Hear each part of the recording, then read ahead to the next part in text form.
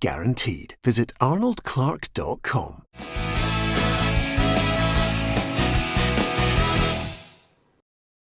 Welcome to Peter and Roughie's football show, sponsored by Arnold Clark, Alan Rough and Tam Cowan with me here on this Thursday. Great to have your company. As ever, like, share, follow, tell your pals, join us on Facebook. Every day, Monday to Friday, we're live at 4 o'clock, and on YouTube, you can subscribe. It doesn't cost you anything at all. You can just subscribe and look at it on your big telly, your phone, your tablet, whatever. As long as you join us and give us your opinion, we'll be happy to have you as part of the football family. And there's lots to talk about. We'll hear from Mickey Mellon, the new Dundee United manager. We've got a one-to-one with Stevie Akin, who's the Kilbride manager now, and he's been spending quite a bit of money and signing players that you would not associate with going to the Lowland League. And our pundit Barry Ferguson certainly has got a battle on his hand for the new season, so we'll hear from Stevie Akin as well.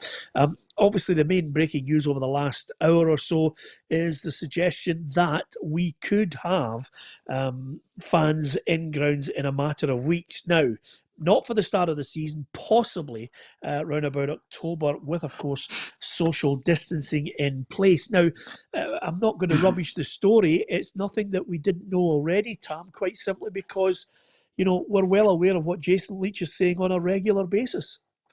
Well, I think as long as we get fans in for the Celtic versus Rangers game, Peter, just to please the SPFL, as you know, that's the only fixture that matters in Scotland.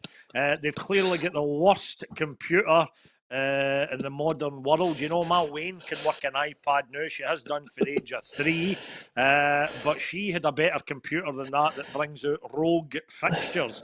I wish I could have got a bet on that, Peter, that after Celtic more or less requested through their friends in the media that they would like the Celtic Rangers game to be the last fixture in the first quarter of games that were released. Lo and behold, it was the last game out. It is absolute. I'm going to use the word corrupt and then I'll add in allegedly, but it stinks for the high heavens. And you know what, Peter? See, if we're talking about that, they're not going to be allowed. Even if this goes ahead, they're not going to be allowed 60,000 into Celtic Park for a Celtic Rangers game on October the 17th. So what they should have done, if they had any bloody sense, they should have made sure that in that date or later on, one of the last fixtures should have been a smaller game, a much smaller game where we could have experimented with getting some numbers in. Because if they wave the magic wand and they allow fans in, for the Celtic Rangers game and Celtic holding, let's say, 60,000, you're not going to get anything close to that. So I don't see the point. I don't see why they've got the ticker tape out, you know. But it was an absolute joke. And to think that there are still some Celtic fans who claim that the SPFL have got it in for Celtic, absolute rubbish. Yeah, absolutely. Well, that's all we've got time for today. I hope you've enjoyed the show, everyone. That's fantastic. By the way, do you know what, Roughie? Now, you know why I love having Tam on the show? Because, and I don't mind mentioning, when Tam's been that long with the BBC and the Off the Ball and his success with the radio show, that Tam is there with Stuart Cosgrove. And the two of them, obviously Tam's a Motherwell fan and Stuart's a St Johnstone fan. So when they look at anything to do with Celtic and Rangers and the leather them, those two look at each other and go, yeah, you're right. Yeah, they all go and they all rub their hands and give it, yep, you're absolutely right. Whereas on this show, we're looking and we're thinking, this is magnificent. The wee man's having a go, isn't he? He's having a right go. I couldn't actually hear any of that, Peter. I couldn't hear any of that. You're very muffled whilst you're sitting in Peter Lawwell's back pocket. If you could edge yourself out, I might be able to hear you. It's just a wee bit cloudy. Roughie, this is a start to the show, Roughie. No. Well, unfortunately, I'm throwing my tuppence worth in as well, because when you're looking at these fixtures, you say to yourself, who are the teams who are the clubs that are struggling for finance? Who are the clubs that all keep shouting they're going to go out the game? Oh, let's start their season on the 17th of October. The same day as the Rangers Celtic game. That'll really help them out. Here. I mean, Here. yeah. Listen. Now that I have to deal with both of you, I really feel in the minority. Let me tell you this, and picking up on Tam's point with a modicum of seriousness, there's not going to be 30,000 fans at the Old Firm game. I don't care what anybody says. It's a lot of nonsense. Even when the trials come along, if it was 1,000 fans, 5,000, who knows, in this social distancing experiment. If the pictures from Soho in London on Saturday night tell you anything, Tam, is that people don't social distance. And when they've had a scoop in them as well, that goes out of the window, social distancing. So for anybody to suggest that even 30,000 could be in a ground, I think is pie in the sky, Tam. Absolutely. I think they need to have a ballot because you're never going to get the numbers in. Only maybe have the Celtic fans inside the ground, the ones who were maybe there during the John Barnes era when the crowds were pitiful, and maybe only allow the Rangers fans who followed Rangers when John Gregg was in charge in the early 80s and you had crowds of 7,000 and 8,000. Maybe that's a way to do it. Rather than the usual lot getting in. You need to do something, but you're never going to get 60,000. And I totally agree with what Alan Rough said, because when the lower leagues eventually start back, having, through no fault of their own, an abridged season, and one that will start back in the weekend of October 17, you'd have liked to have thought we could have put a wee bit of focus on those leagues, but that's simply not going to happen if it's the weekend of an Old Firm derby. It's I think it's ridiculous. Well said, Robbie. Yeah, well said, Roughie, as well. Roughie and Tam very much in each other's camp there. And again, all I am trying to offer is a modicum of sensibility about fans getting in any great numbers, which I don't think they will do. But the season starting in August, there won't be any fans in the ground. If there are any fans in, it will be a small amount. And interestingly enough, on that point, Tam, Celtic fans have snapped up 50,000 season tickets in this season of all seasons. Yeah, and they're now glory hunters. waiting. Yeah, absolutely. Very easy to Yeah. support a team that's always winning trophies. You know what I mean? Where are they? Where are they in the eras of the past when the club's been in the doldrums? When the club was nearly at death's door. Same with Rangers fans. They're all glory hunters. Support your local team. You know, we're all been told the new urge to support local shops when the shops are reopening. Everybody's wanting to support their wee local restaurant. Try supporting your local team. See how Scottish football is 50 years down the line for now. Well, listen, according to Jim White on Sky Sports, Robbie, you can change and support whoever you want. Apparently, it's not in your blood after all. Apparently, you can just support who you want. Yeah, I saw that. I heard that interview. You know, he was giving that girl a bit of a hard time. You know, is it Brentford she supported, was it? Yeah. I think it was Brentford. And yeah, I don't know where he was coming from at all. You know, it was just one of these interviews. Absolutely. Well, you don't change your team. It's in your blood. It's part of your. It could be part of your upbringing. You could, follow your local team. It's as simple as that. I know my brother and my nephew are avid Motherwell fans. Somebody's told me that. Nobody in our family speaks to them, but nevertheless, it's still they're still Motherwell fans nonetheless. So, apart from it. Yeah, there were no cash or work in. There were no cash or work incentives for your members of their family to swap teams. Absolutely. Anyway, apart from anything else, that's us sorted the social distancing. Tam and I should just go outside and have a square go. It's as simple as that. A lot of people take you any day. Oh, absolutely. Thomas Clark joins us as well. Alec Kelly, good to have you on, Alec. I know Alec comes on and has a right good bit of banter with a number of people. Neil Thompson as well. Chris Marsh, great to have you guys on our Facebook feed. And if you want to talk about some of the topics that we'll be discussing today, by all means do so. Roughie, one of the bits of bad news that caught much, I think, just what we needed, is Billy Gilmore looks as if he could be out for the season with a knee injury. Well, obviously never heard that one. That's tragic. Just when the boys broke into that team, you know, we're all talking about them nearly every day now. You know, the prospects of them coming into the Scotland team this year and the years that come. So that would be a massive setback. particularly with these games coming up. I think he's now matured enough. He might have taken part in some of these games, the Scotland games coming up. But if that's a sore one, it's a sore one for the boy, never mind everybody else. Yeah, hi to Darren Fields, who's in New York. Great to hear that you're on the show today, Darren. John Donald says, good afternoon from Birmingham. We haven't had Birmingham before, have we, Roughie? No, I don't think so. No, we have not. That's a new one. We're adding that to the list. We're going to hear from Dundee United manager Mickey Mellon. It was probably a name that we were not talking about over the last couple of weeks. Certainly wasn't on the radar until suddenly Tony Askar started to really cut down the candidates, and then he emerged from Tranmere as the new Dundee United manager. Well, what's he got on offer? Well, certainly based on his experience down south, he's never managed up here in Scotland, but he was waiting for the opportunity to do so. It was always something that I wanted to do because I'm Scottish. This is my homeland.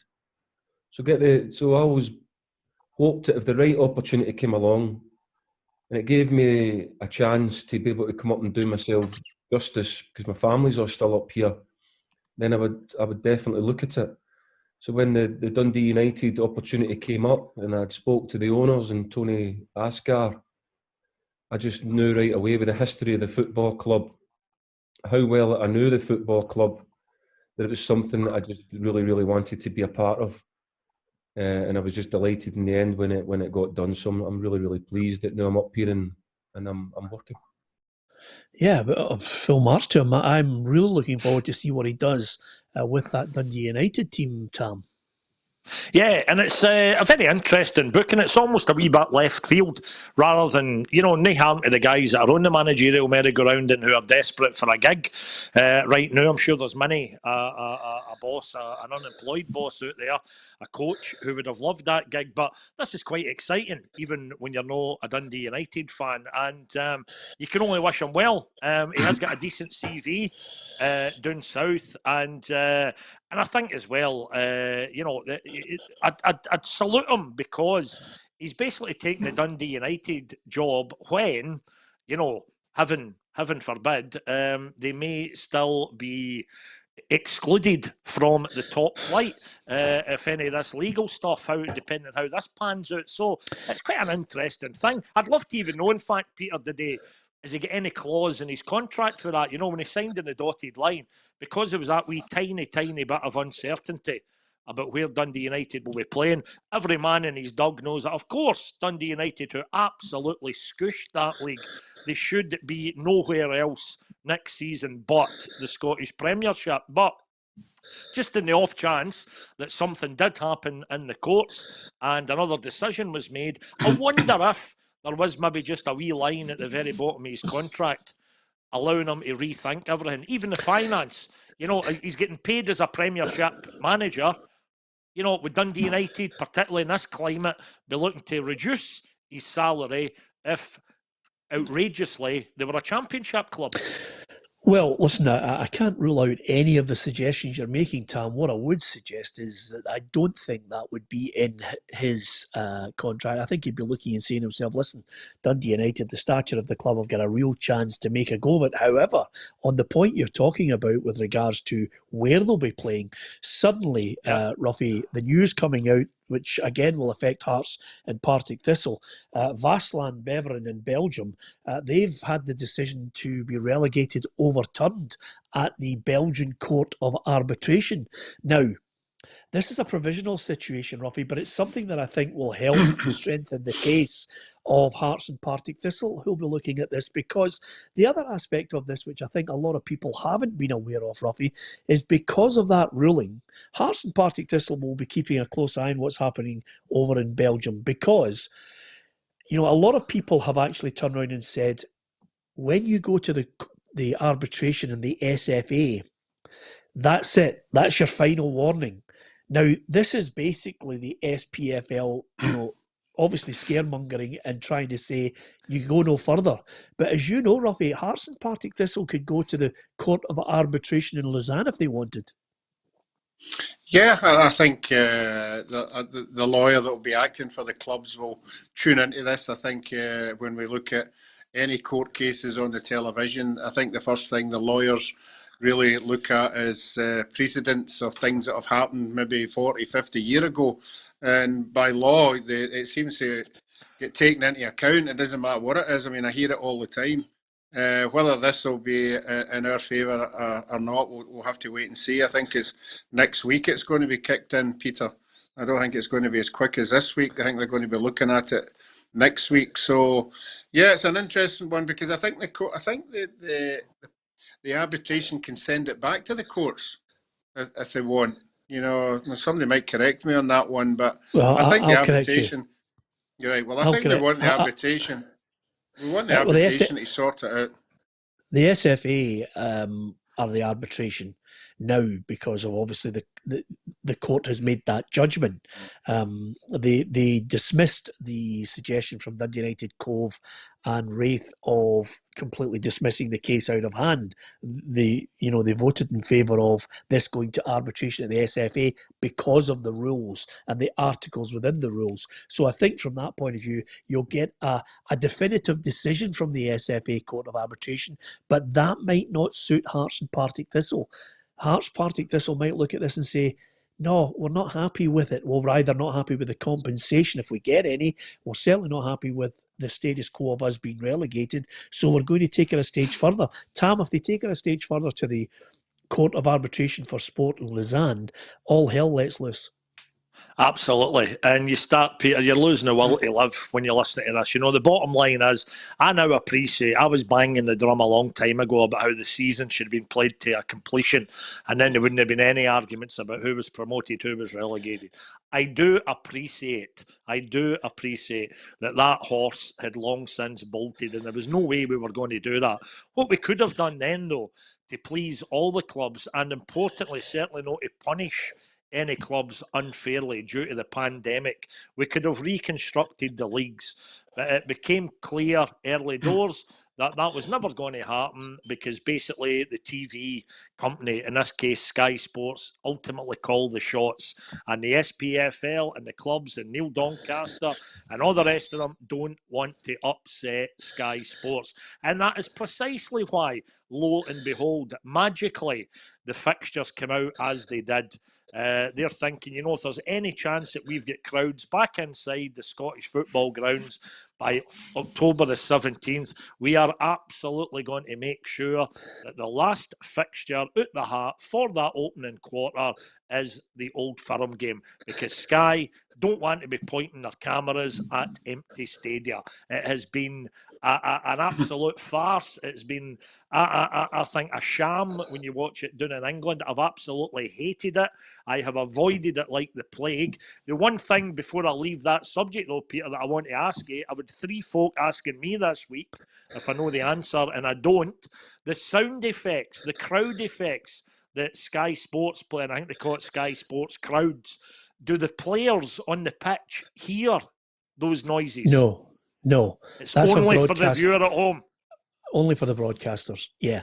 Right. It's your choice. You can listen on one of the channels and it gives you the sound, the fake crowd.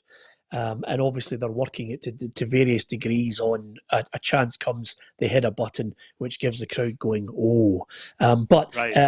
As far as... Well, you know what I'm going to... Sorry, you, Peter. You know what I'm going to get back to then? Sorry, apologies for butting in. What I'm going to get back to then, on the radio last Saturday, we did suggest the idea, now that there is no social distancing for under 11s, of getting all the kids into Scottish football stadiums right across the country. Now, we knew immediately that there are certain red tape restrictions. I think if you want to even take a school party into, let's say, Motherwell against St Mirren, where there's plenty of space for them, I think for every 25 kids, you need one adult in terms of a supervisor. I wonder if we'd be able just to bend those rules a wee bit, have the sensible parents turning up in the car with their son, their daughter, both in the car. They're in their family bubble in the car. Mum and dad don't get out the car. They drop the wains off at the stadium. They get into the game.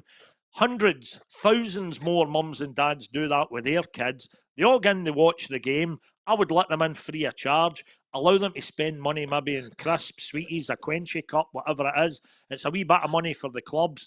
And then the same parents pick them up after the game.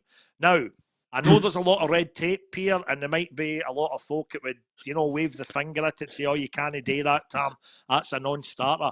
But why don't we try? And it was as good as giving Professor Jason Leitch's blessing when we put that proposal to him last Saturday. I think the only flaw would be, if you like, the health and safety rules of 21st century world that we live in about having unsupervised kids inside the ground. But I'll tell you what, when I did mention it on air, Peter, I get 3 texts after we mentioned it on air. 2 from players who will be on the pitch for 2 different clubs in the coming season, and 1 from a coach in Scottish football who said, Tam, that's a cracking idea.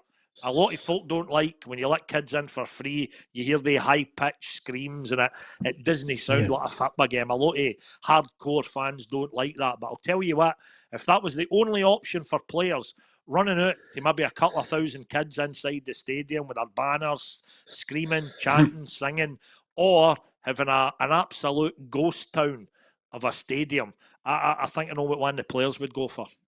Yeah.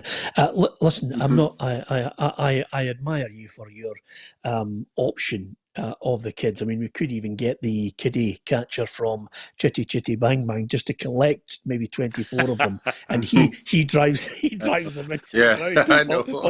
But with all due respect, I mean, I love the idea of it. It's just got that feel of kids are less susceptible to the infection that's going about at the moment, but there are about 3 or 4 real major nightmares on it. One of them is the logistics of getting cars anywhere near a ground and then getting them into the ground. And then, as you said, Tam, managing that whole scenario as well. Plus, of course, the other aspect of it is quite simply all it would take with no vaccination about is 2 or 3 kids who did pick up the virus, and then you've got parents, and then you've got people really worried about it. I always say 1 fatality is too many, Roughie. I know 3 guys who listened to Tom's show last week, and all week they've been trying to get into a 6-year school uniform. Unfortunately, it's not happened for them yet, so they've been trying their best. Exactly. Roughie tries that on a regular basis. Exactly. But anyway, I'm glad you said 6 year. The joke's legal, then it's fine. Yeah, absolutely. Oh, don't worry, we've had worse than that this week.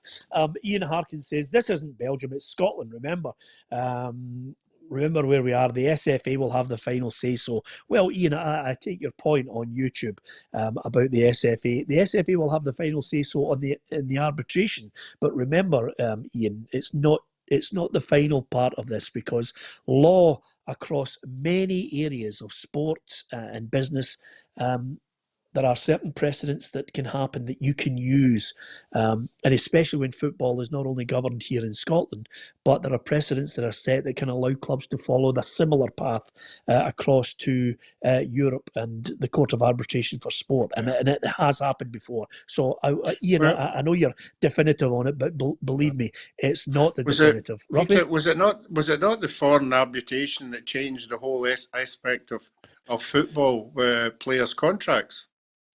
Freedom of contract. Did they not? Yeah, Jean-Marc Bosman obviously took it to court on the basis of he was being restricted. He was being stopped from playing football anywhere because he didn't follow the club's path. And then as he went through the whole situation, and his argument was the same as anybody who's a joiner should have the same rights to be able to go and ply his trade, instead of literally being shunted out of football completely and unable to play because he wouldn't kowtail to the Belgian club he was playing for. So that's what started the whole thing collapsing down. Incidentally, by the way, Jean-Marc Bosman is not a wealthy man. The amount of people who have benefited from his ruling in sport is incredible now when you consider some of the money that's going about. So thanks for lots of people talking about this whole situation. Let me ask you this, Peter. Peter, you're good with a quiz. If Jean-Marc Bosman was struggling, who is the player in terms of new club, new contract, new contract, new club, new contract, new contract? Who's the player who should personally just hand over £1 million to Bosman and say thank you very much? There must be a crackery an example. Probably a guy who's been in England from club to club. I mean, in Scotland, I think the first player to benefit from Jean-Marc Bosman was John Collins.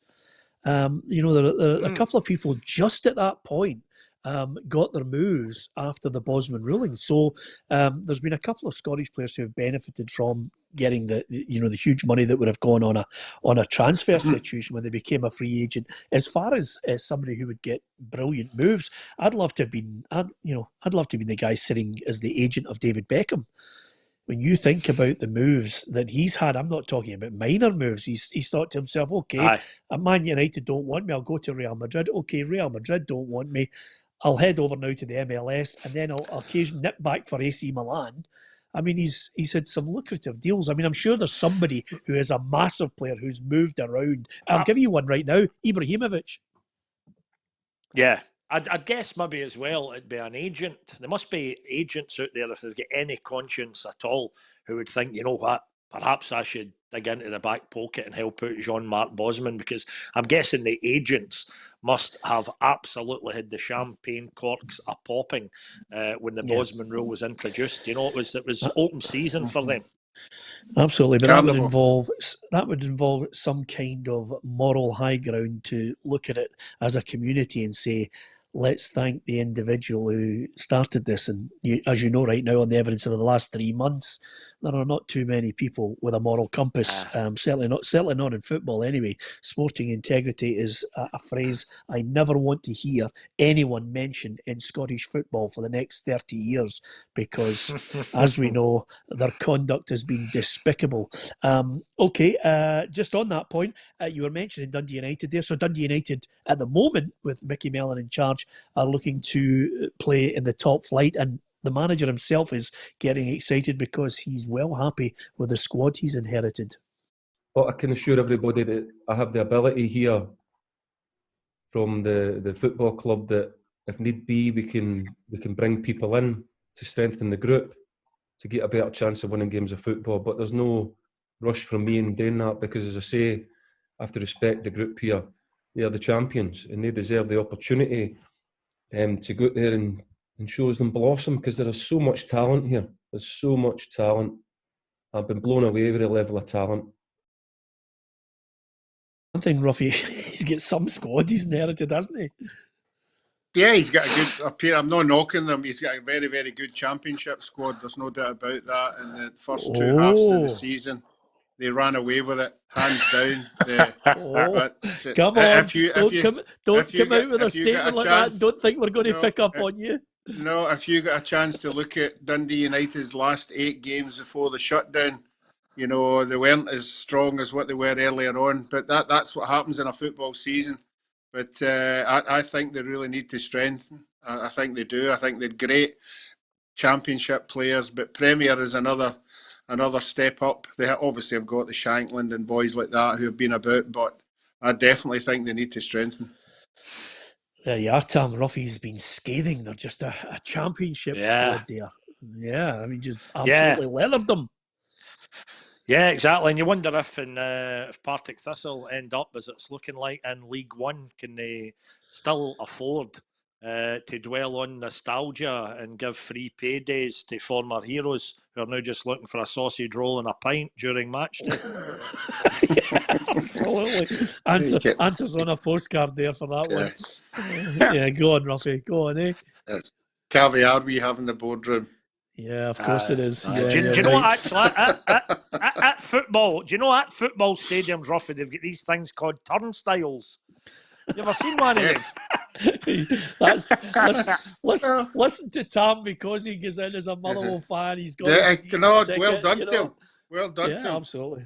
Yeah. I can't remember. A virtual season ticket. On that note, Peter, here's a good point. We're looking for a wee bit more cheeriness and optimism. The Nicola Sturgeon's briefing today, if I've got this right, you can now, and it will be before the football starts back, you can now have 3 separate family members, 3 separate families rather, up to 8 people indoors. they can have coffee, they can have a meal, they can have a chat, they can sit and watch the telly. So I'm immediately thinking then that when we do have to watch these initial games on the laptop or whatever, I'm thinking, right, out of the boys that I sit with at Fir Park, what one of them has got the biggest and best laptop, and me and one other can go to this pal's house, and the three of us can sit there and watch the game together. Now, it's not quite being at Fir Park. It's not quite having the 8 or 9 of us that sit together. It's not quite being part of a big crowd, be it anything from 5,000 to 10,000 at Fir Park. But it is a start. It's not a matter of sitting there yourself in your house on the couch watching Motherwell playing with the headphones in while my wife is watching a movie on the telly. So that might be a wee bit better than what it was looking like just a few weeks ago. Yeah, here's the next problem, Roughie. We're now in a situation where slowly but surely beer gardens are opening up.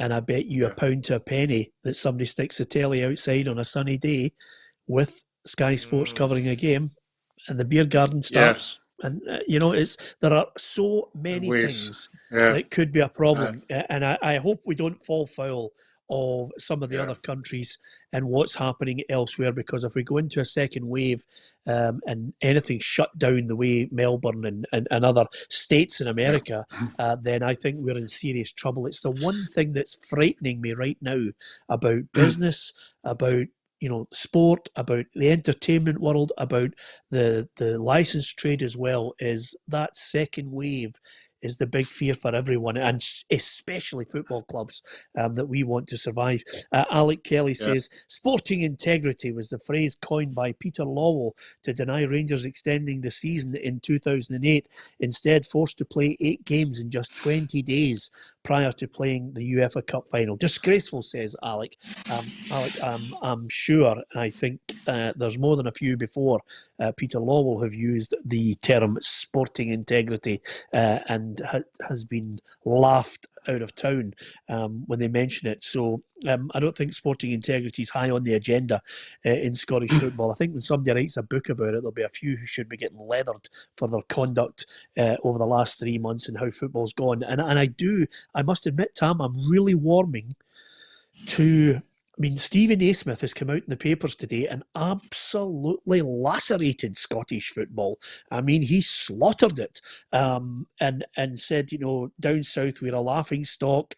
It's an embarrassment, and what's going on, especially with Rora and Kelty as well. I mean, I like Stephen. He's a top guy. We've had him on the show.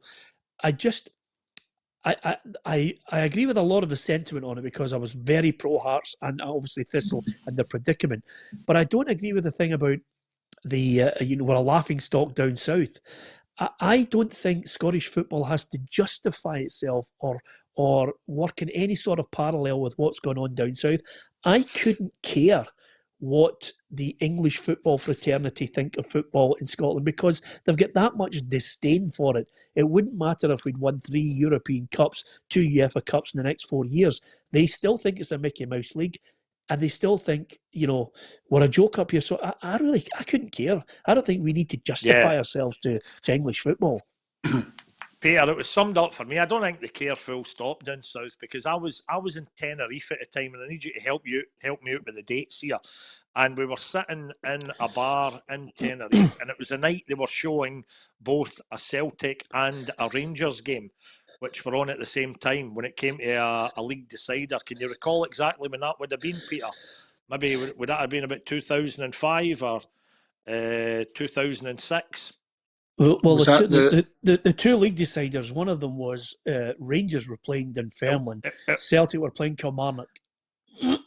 Right, it may actually have been maybe the penultimate fixtures, but I think it might even have been like a Wednesday or a Thursday night. In fact, it was maybe the third or second last fixtures, right? But it was really going a long way to help determine.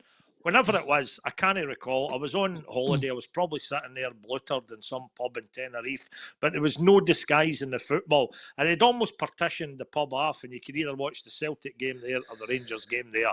Bottom line was, and the point I'm trying to make is that they were huge, huge games. But the very next morning, when we went out for the hotel to buy a newspaper, and apart from getting the Daily Record out there, it was mainly the English papers you would buy. I kid you not, whether it was the Daily Express, the English version, the Daily Mail, or whatever it may have been, the only thing they had reporting on those games was no more than a postage stamp size report and the actual classified result in the results section. They did not care a jot. And you know what? When the Liverpool players were being applauded onto the pitch last week after, being crowned champions, applauded onto the pitch by Man City, do you think any of them in their minds were thinking, oof, it's a bit of a farce what's happening up in Scotland now, isn't it? They no thought about us whatsoever. So I love a lot of the stuff that Stephen A. Smith said. And interestingly, I think he's the sort of guy that people will listen to because they know that off the park, the absolutely brilliant work he's done with his charity and that. And a lot of folk would think, yeah, let's give Stephen A. Smith a voice. Let's hear what he's got to say. And he's been there, he's done it, he's made his money out his career. And I think he's precisely the sort of guy that can just speak from the heart. And he's done that today. Everybody knows it was an absolute farce what's happened to Hearts and Partick Thistle. But I don't think there's any harm in guys like Stephen A. Smith reminding us just how ridiculous it has been and how it could all have been sorted weeks and weeks and weeks ago. It's a shambles. Yeah. Although the other thing I would say, Roughie, is I don't mind the fact that an English newspaper or English media don't care two jots about Scottish football. It doesn't bother me. You're in your own country. You embrace that country's football. You've been brought up in it. That's fine. I think once we get to a situation where some people actually look towards English commentators to somehow justify our existence and what we do up here, that's what I've got a problem with. The fact that we get 3 or 4 column inches and maybe 25 seconds at the end of a bulletin, I don't really mind that, Roughie. But I don't like the whole let's have your thoughts on it, and please say something nice about it. I couldn't care about that. Yeah, I think the first thing you've got to say is to these people who have comments, how many Scottish games have you saw in the last 5 years? How many have you actually been at? How many have you been attended? And I don't think many of them have actually seen it. They've seen maybe highlights somewhere or results, that come up on the telly. But I obviously had fought for eyewitness of it when Scotland played England. And it's unbelievable, particularly when you went down to England, the discard to the Scottish team. And that was the best thing there was, to get down to Wembley and actually beat them. Because if you read the media when we were down there, it was just a no contest. That's the mentality that they had. But I'm like you. I like watching English football, but I mostly like it because Scottish players are in particular teams. I don't particularly tune in to see West Ham, just because it's West Ham. I tune in because Davy Moyes is there or John McGinn's at his team, and that's what I look at. I don't go out of my way like Tam, to say, oh, there's a game, Sheffield United versus somebody. I need to go into that. So I'm like you. I wouldn't get myself upset about what they say because and I don't. It's just nothing to me. I don't get upset about 3 or 4 column inches or 25 seconds of action, and thankfully neither does my wife. Yeah, absolutely. And the other thing I was going to say as well, hey, honest, it's almost as if there's a 7-second delay, Tam, and Roughie eventually gets the gag. I mean, I can't wait for him to get out on the after dinner circuit to appreciate some of your gags again.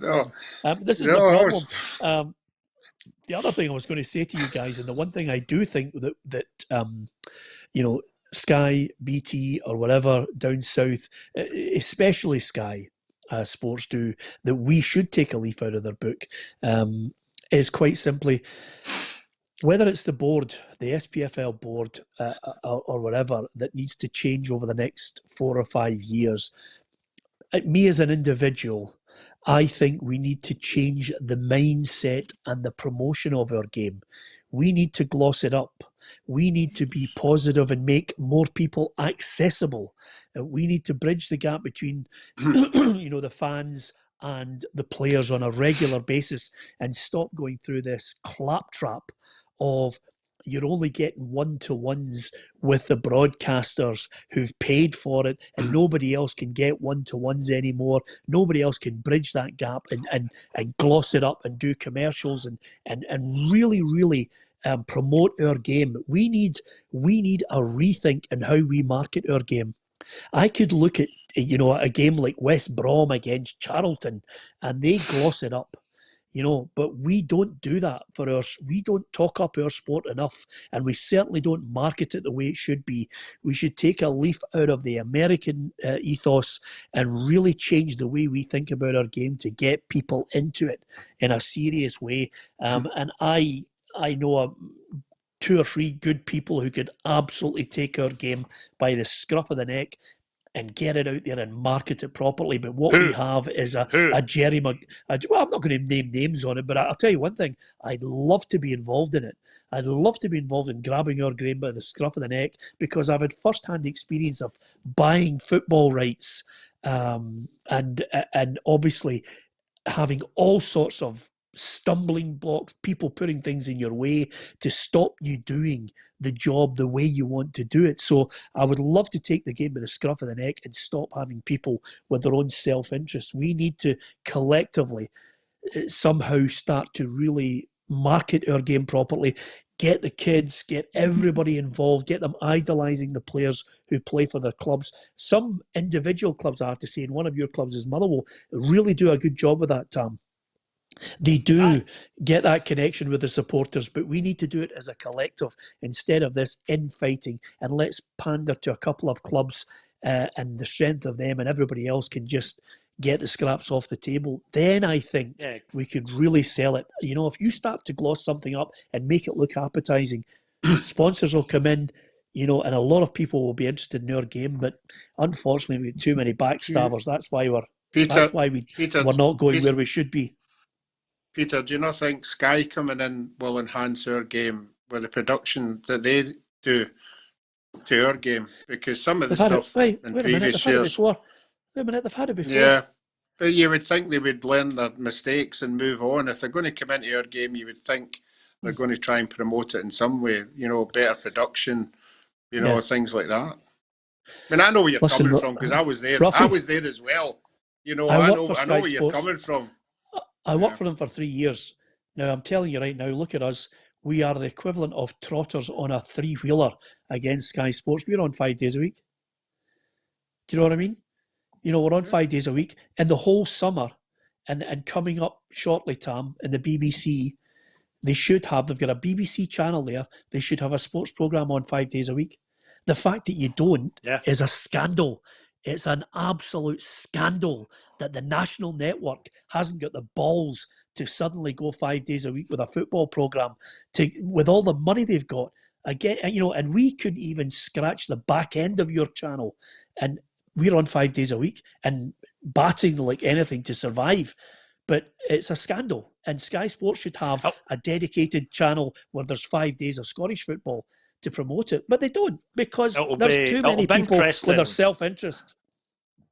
With Sky being effectively the sole broadcaster, it's going to be interesting to see what they do, particularly because they will have been aware of the flack that they got in the past, because from a fan's perspective, Peter, all the big licks over the past few seasons have actually been for BT Sport and what they've done in terms of punditry, the names that they've signed up, the other guys that they've introduced, the build-up that they've allowed to a lot of the games. Personally speaking, I'm not that fussed about that, because if you remember, what was the game? Was it? I'm guessing it must have been an Old Firm game where they did about a 5-hour build-up. It was one of the last games they were going to show, and quite frankly, it was like anything else on satellite telly. It was just in a loop, but just became repetitive. They were showing the same features hour after hour after hour. Personally, all I really need, if I'm watching a live game on the telly, I want the team lineups. I want perhaps a quick pre-match word with the respective managers, and then I want to sit back and watch the game. But it's going to be interesting, very interesting. In fact, what the Sky Sports coverage is going to be like in the coming season. I'm already delighted. You'll accuse me of being a BBC man here, but I think everybody's delighted with the news this week that Sports Scene is going to be back on a Saturday night. I think that's what everybody wants. That's good news. It was in recent years, it's only been the Scottish Cup programmes that were on a Saturday night, and they were real bumper editions, an hour and a half or whatever. So we're going to have the Scottish football highlights back on Council Telly, as some people like to call it, on a Saturday night. That's great, but I am intrigued about what Sky Sports are going to do, because they have, it might not be, the money's nothing compared to what they've pumped into English football. We all know that, and it's well documented, and there are perfectly sane reasons in many a case for that in terms of the size of audience that they're aiming this product at. But I'm intrigued. Are they, for example, are they going to have their own wee transfer window? Will they maybe bring some new faces in? Will they even just think, you know what, BT Sport was a success, let's just sign up some of those guys? Or will they go for some complete novices and try to freshen it up that way? But ultimately for me, and I am a subscriber, as long as I'm able to sit there and watch the games, and in this case, I'm particularly thinking about the Motherwell away fixtures. The home games I'll be able to see because I'm a season ticket holder. I'll get the link in my email and I'll sit like this, watching a game on the iPad or whatever, hopefully in one of my pals' houses, or perhaps them coming over here to me. That will be grand.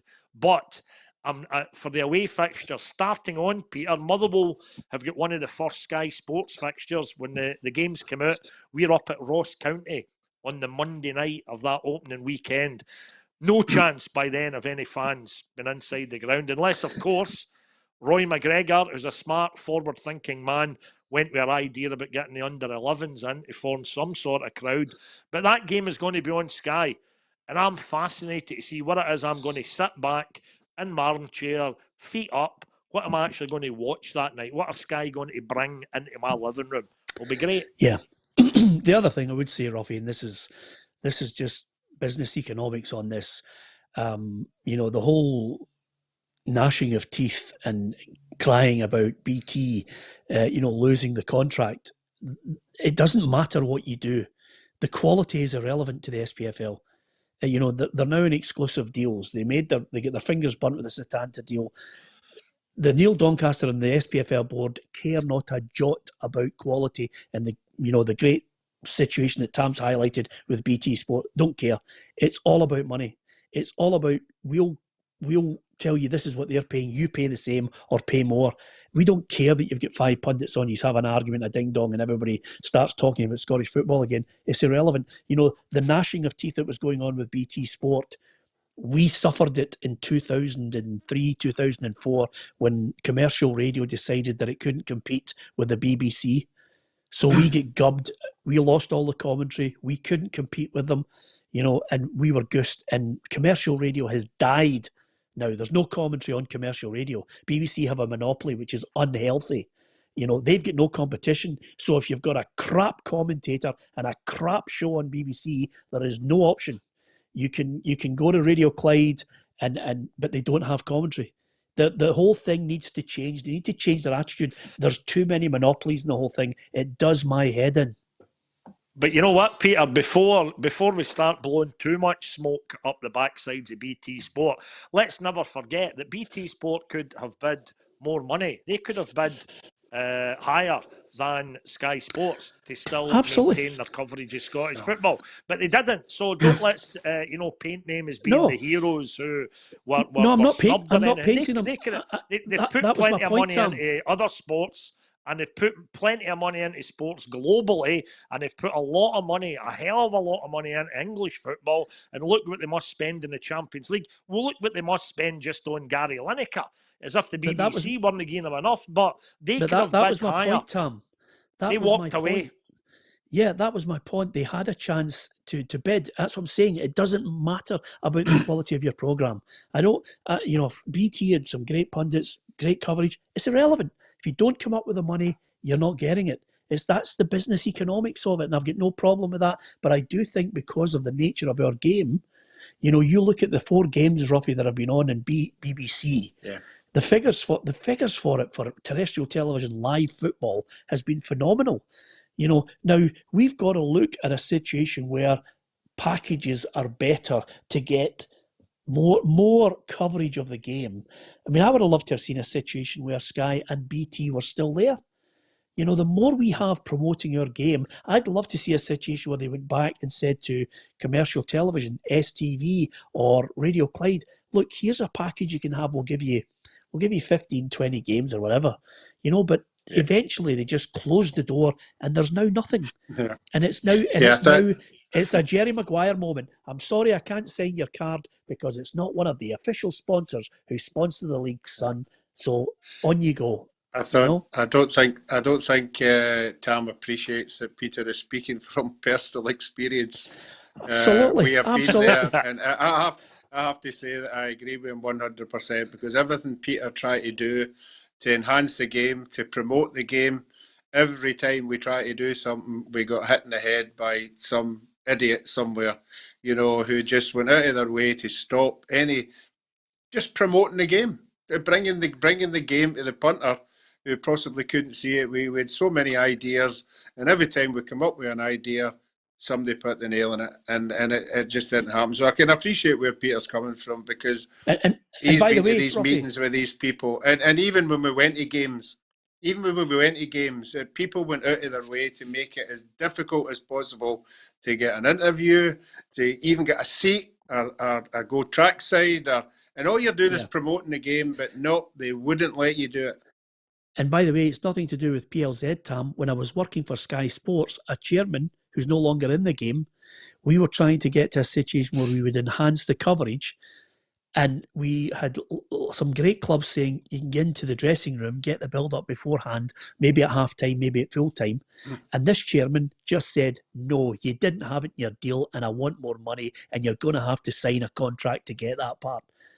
And I thought to myself, it's one of the biggest broadcasters here, you know, push the boat out, try and do something different that gets fans hooked in. But it didn't cut any ice with them. I'll tell you one thing that I think is a good idea, Roughie. I'm going to say the Hibs fans have been fantastic. Over 10,000 season tickets for the Hibs fans, and they've got a situation where they're also going to do something, and I know Tam's got it for Park. They've got these cutouts where you can put your face in the seat if you pay a certain amount of money. It's not expensive, but it's a great idea. Gets people thinking I'm at the game. Yeah, well, that's what I'm saying. We said that the really good people like Alan Burrows will have to come up with fantastic ideas to bring income in. And I think all the clubs are looking at things. That was a German one. That one, they started it. And I'm sure a lot of clubs will be looking at revenue and how you bring it in. But as we spoke about in this show, it's how much can you get the supporter to keep continually putting into the club. There must be a line when you say, right, okay, thanks a lot, you've done enough, because that's all we've been doing is going hand in hand to supporters since the pandemic started, and that's all clubs are now looking at the box. You know what, Peter, as well, maybe instead of wondering about what are the TV companies, and in this case Sky Sports, going to do to promote our game, to promote Scottish football, now that we've got a breather, if you like, before fans are going to be allowed in, I would like to see Scottish football as a whole. I know it's very, very difficult to get them all around the table and singing for the same hymn sheet, but they've got plenty of time now to think, right, when we are allowed to have the crowds back into the ground, what are we really going to do to encourage these people to come along? Rather than, I mean, for the last 10 minutes of the conversation we've had there, it's as if we're basically saying that the only way of watching football is with sitting in the house or sitting in the pub or whatever. Let's almost start a campaign to get fans back into the grounds, because a lot of clubs, we know for a fact, are really, really struggling. Now, the contract with Sky Sports, and to a lesser extent others, have been signed. That money is secure. The clubs are going to get that. But here's a chance for them to really strike while the iron's hot, while loads of us football fans, past and present, are gagging for the return of Scottish football. So surely they should be doing everything in their power to try and get as many of them as possible clicking through the gates.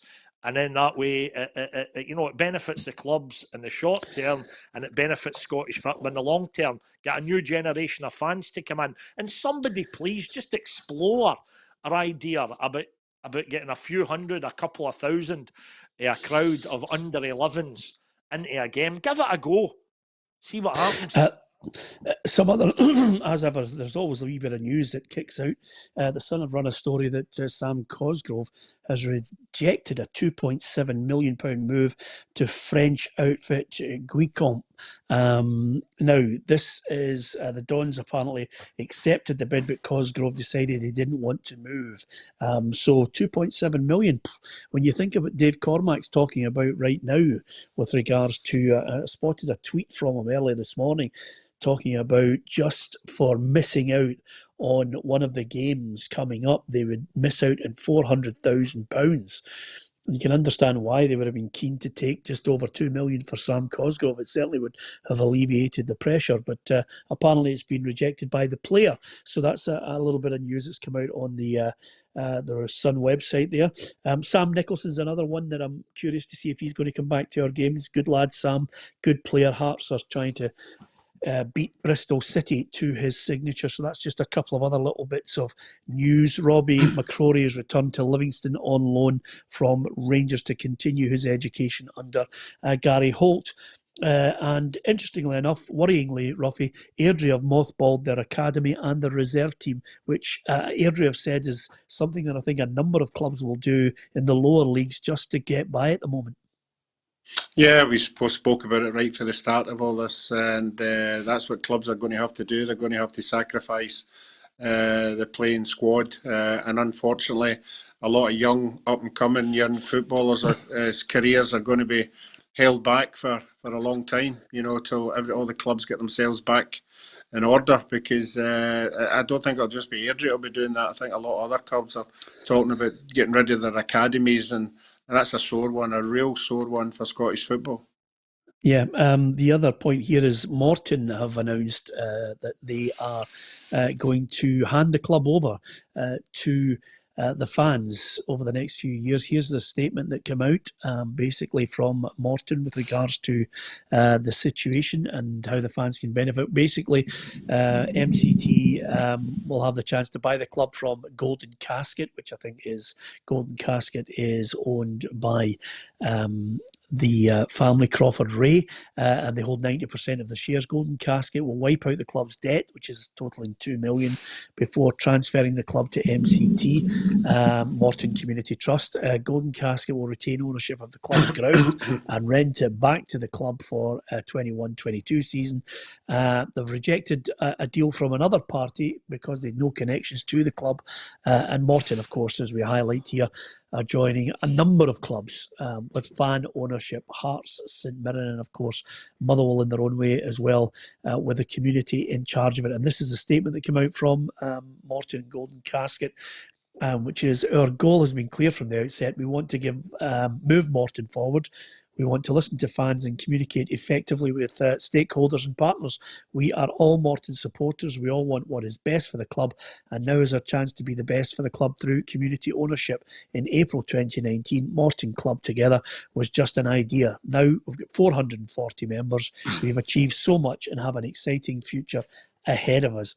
As we have always said, we encourage Morton fans from everywhere to join us on this journey, and we hope this announcement will encourage many more to come on board. So Morton following the blueprint, Tam, now.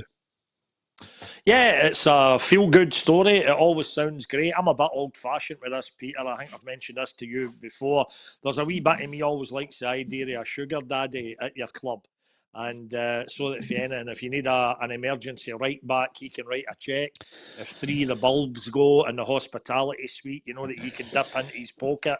Anything like that. But the concept of the fan-owned club is absolutely brilliant. And if you look at that, if that's 440 diehards who have now formed this group, and the only team for them is Greenock Morton, you do a quick wee bit of arithmetic. If those 440 who are at the forefront of this could somehow encourage, 9 others, friends, family, to come along to the games, buy a season ticket, you're suddenly looking at a very decent crowd at Capello for the home games of 4,400.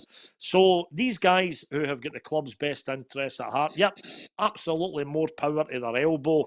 I just wonder, though, when it comes to the crunch, you always get the feeling that at fan-owned clubs, how much say do the fans really have? I mean, out of the fan-owned clubs in Scotland already, Peter, As a Motherwell fan, I don't recall having any say in, you know, the season being extended to complete the fixtures. I don't recall, as a Motherwell fan, being asked my opinion as part of a fan-owned club about league reconstruction. You know, so sometimes to me it strikes me as a wee bit disingenuous.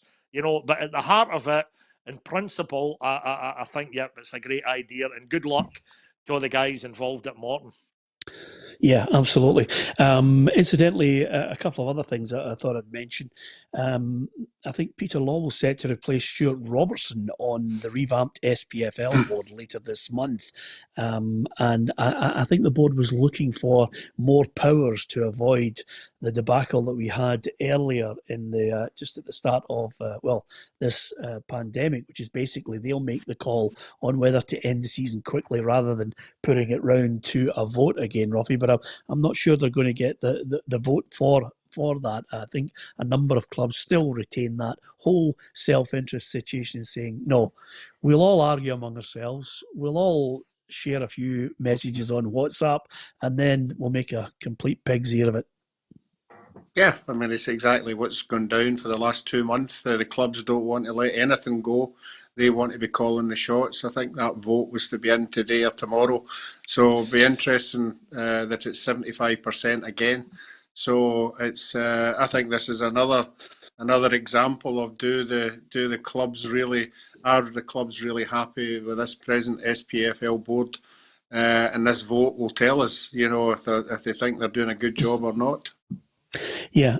Incidentally, Celtic, I think, will reveal tomorrow at their Loughborough training down south academy down there. They're down training at the moment pre-season, just trying to get themselves fit, hopefully with some friendly games, like every club in the Premiership, trying to organise friendly games once Nicola gives it the all clear.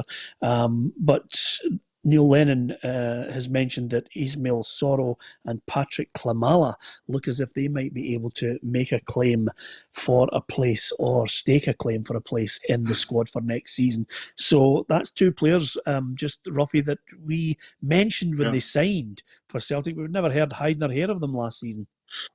No, Kamala has only had about 10, 15 minutes at most of the games he's come on at. You know, it does look sharp, but it doesn't look anywhere near the level that Celtic were playing at. So obviously the pre-season for him will be big, and he'll have settled in a lot more. So we'll have to wait and see. I think it was 3.5 million, was it, for him?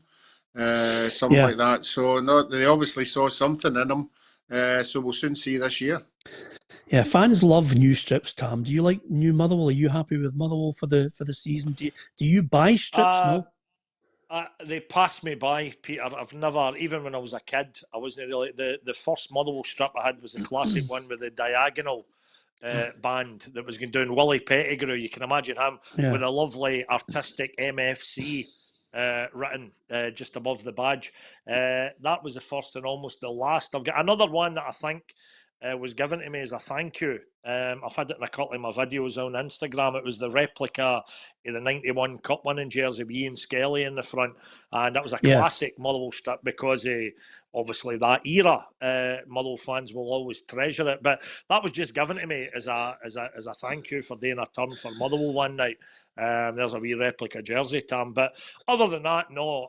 The current Motherwell strip has been getting a lot of billing and cooing. A lot of fans like it.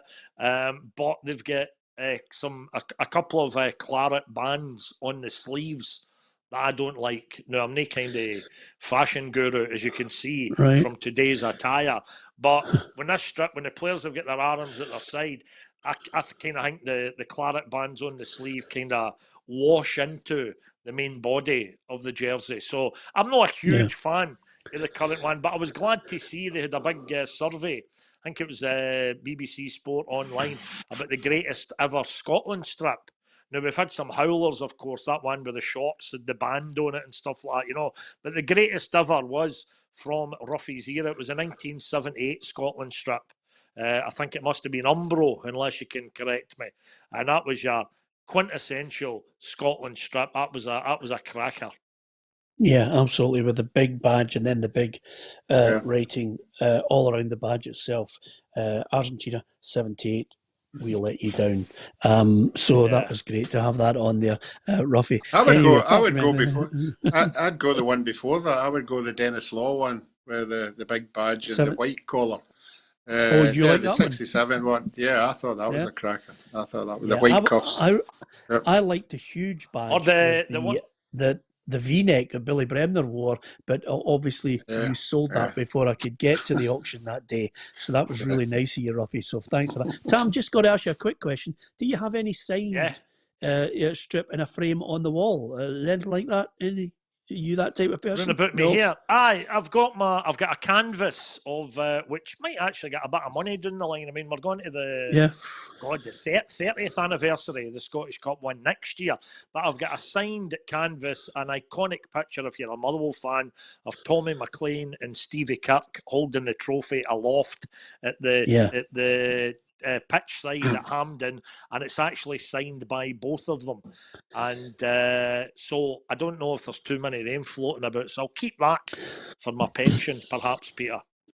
Yeah, absolutely. Listen, a couple of things. We'll hear from Jurgen Klopp shortly, but just quickly, I caught up for a quick chat with a man who's been signing some top drawer players. I have to tell you, East Kilbride are going to give Barry Ferguson's mob a run for their money. Kelty Hearts have been signing some good players, but suddenly East Kilbride, Stevie, Akin, Ian Durant, the management duo there, have started signing players. One that caught my eye yesterday, Roughie, was Paul Payton is signed for East Kilbride. So they definitely mean business.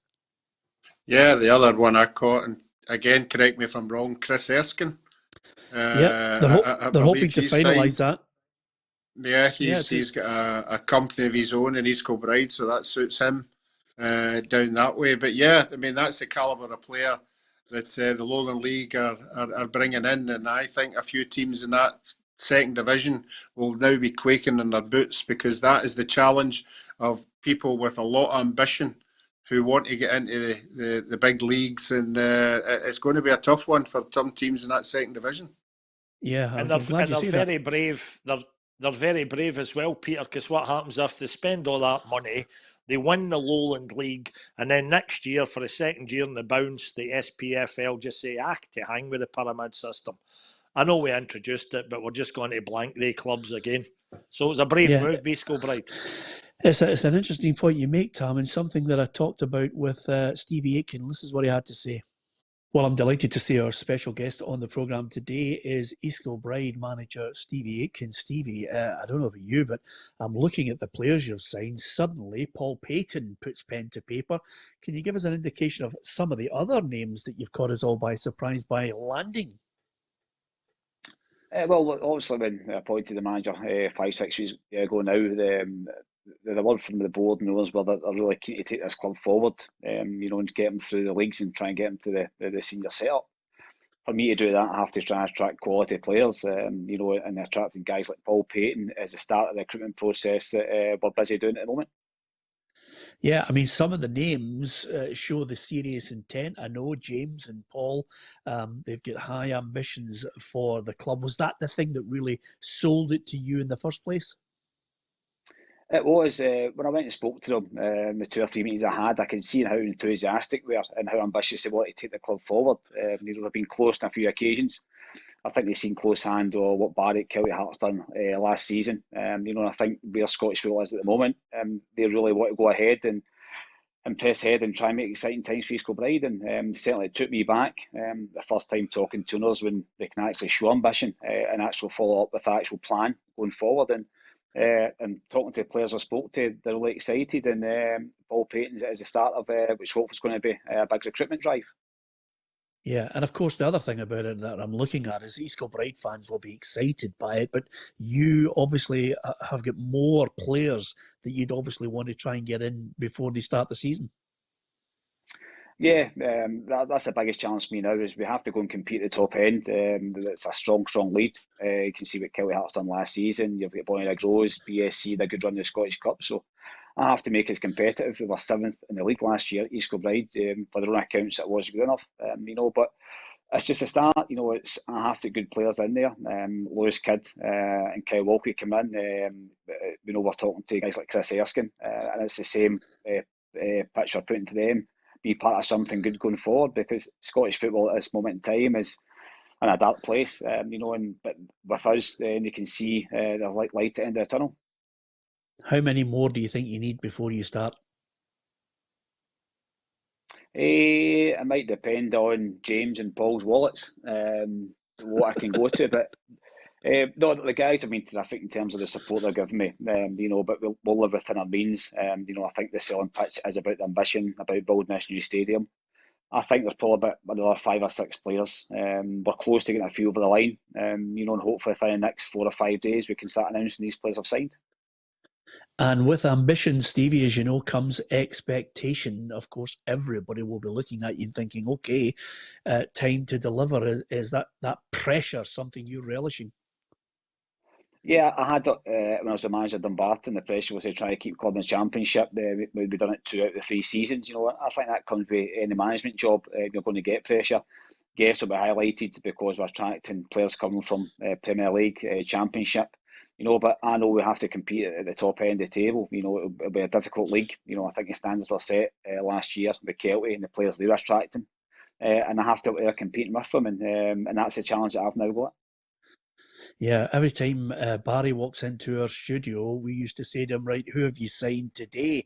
Because they really threw down the gauntlet. You've got Ian Durrant by your side. You two have got a real battle in Kelty. Do you imagine they will be the main competitor for you? Yeah, I think they'll be a team to beat. The recruitment that they've done over the last year was very impressive.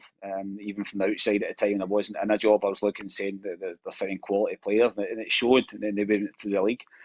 I think disappointing for them is not having the opportunity to try and get to League Two. And to take that away from a team that won the league, I think was also hard to take. And they've hit that. They're now looking to recruit for a new season.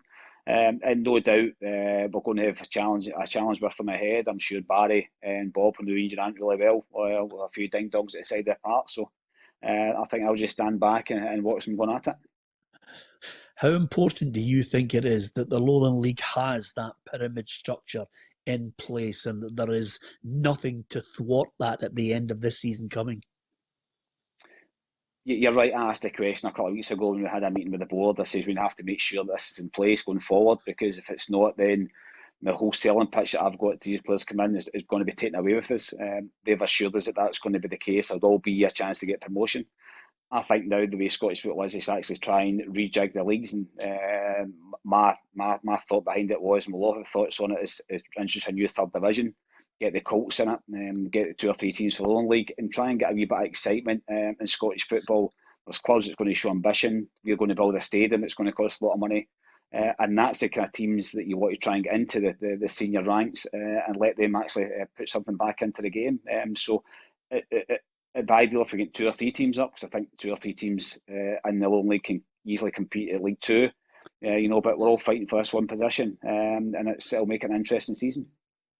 In the 2, 3, 4 or 5 year plan, what is the ultimate ambition for East Kilbride?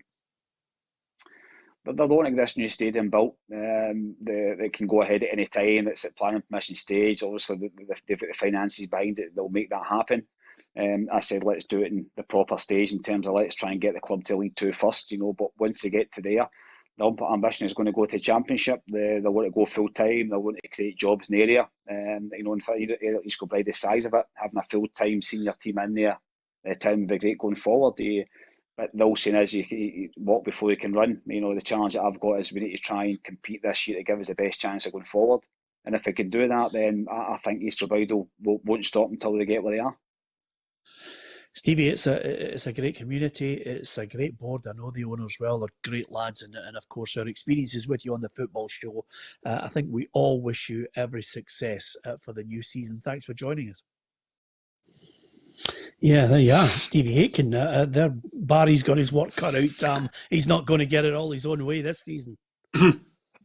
No, and it's an interesting story. If they're bringing in players like that, they're building a new stadium. East Kilbride is, only too well, Peter, has got a great catchment area for football fans, Now, when you think as well that a lot of the Rangers and Celtic games, for the purposes of telly, their away games certainly are invariably moved to whatever it might be, the Sunday lunchtime. I don't know what it's going to be in the new season, of course. But if East Kilbride could just carefully tap into the local community and eat into some of the kind of Celtic and Rangers supporting families. There's also there's a big Motherwell support up in East Kilbride. There always has been historically. There was an East Kilbride Motherwell supporters club. I don't know if it's still in the go, but yeah, it's an exciting story. I mean, East Kilbride, anytime you drive through it, as you know, it seems to be getting bigger and bigger and bigger. And where there's any big town or city, there's a large number of football fans. So I think with a bit of careful marketing, they could really try and tap into it. And again, we just need it. It sounds almost laughable for Stevie Akin to be talking there, saying that he's had assurances from the guys running the club that, yep, the pyramid system will be in place and they could have scope for going up. You shouldn't need any assurances.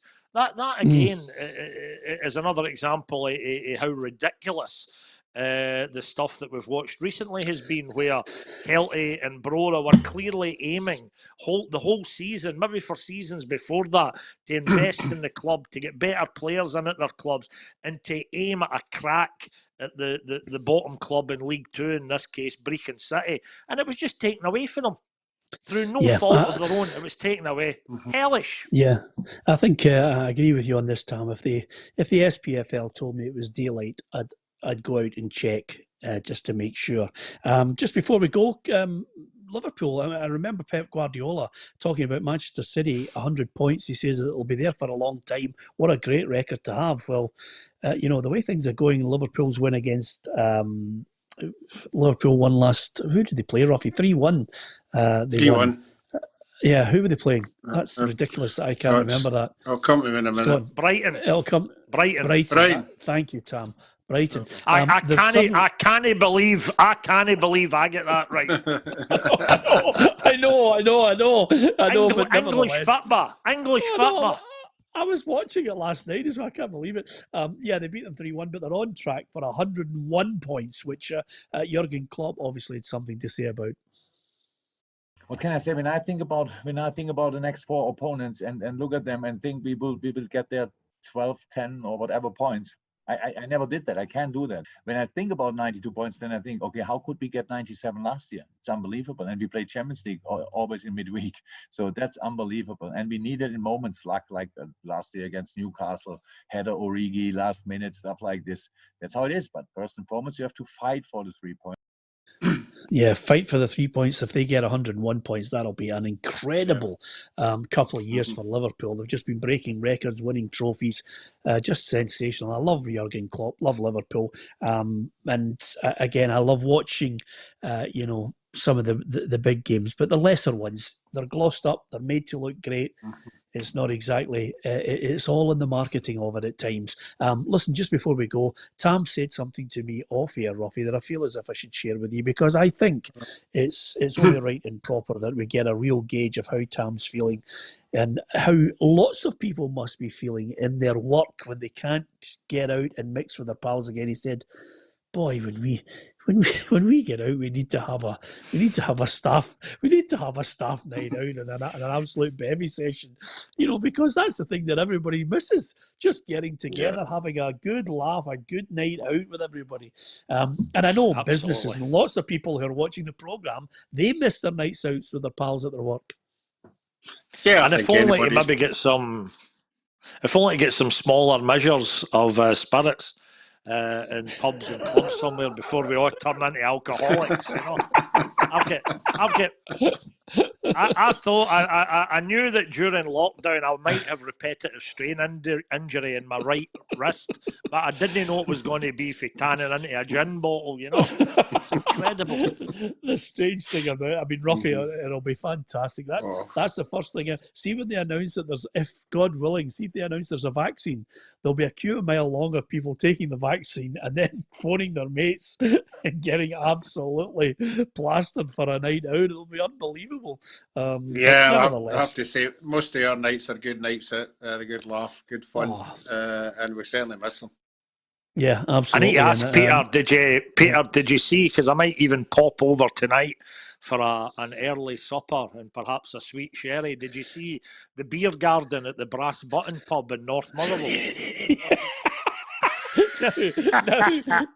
Now tread carefully on this one, because I thought it was great, because Robbie, I thought it was brilliant. The tape and listen, there must have been about 12 chairs. It was, I laughed heartily. But the great thing about it, this absolutely is what I love fantastic. The North Motherwell people came out and said, listen, don't have a go at our pub, it's magnificent. They were there. I think it is great. I'm going to try and get down there before the end of the week. I think it's magnificent. It is down in North Motherwell. It is a hop, a skip and a jump from old high school. So I'm going to go along and try and support it. I thought it was great. Good on them for doing it. Yeah, absolutely. I have to be honest with you, Tam. North Motherwell, not a place, Roughie, that people from my scheme would venture into with any great feeling of safety. If you were going down there, it was because you'd been going out with this girl for 3 or 4 weeks, and it was worth taking the risk to go deep into North Motherwell, Roughie. Do you get a picture in your mind now, Roughie? I got the picture, yeah. I saw the photographs, and it did look. I don't know what star you would give it. It's a 5 star. It's 5 star, Roughie. Anyway, apart from that, roll on, nights out. You're absolutely right. Yes. Listen, if you get a chance, like, share, and follow us on our Facebook. Thank you to everyone for supporting us on Facebook, on YouTube, Twitter, Instagram as well, and of course PLZ, the website where you get all the news. If you download the app, you can actually watch the show, and of course you can get all the latest up-to-date news as well. And if you're on YouTube, doesn't cost you anything. Hit the subscribe button, share it with your mates, and get them to join the football family. There's some exciting things coming up on our channel, which hopefully you'll enjoy. We're really pushing the board out to promote Scottish football, obviously to get you to come and join us and join in the fun as well in this new format that we have. We're in our house, we're chatting football, chatting about your team, and trying to give you as many special guests and interviews, and of course all the press conferences and the latest news as well. So if you enjoy it, do follow us. And to everyone who's contributed, all the people who are talking about the football, and of course not just battering each other on YouTube about something totally different, we're delighted that you are with us. Thank you very much for tonight, for watching us, and hopefully you'll join us tomorrow. Thanks for watching.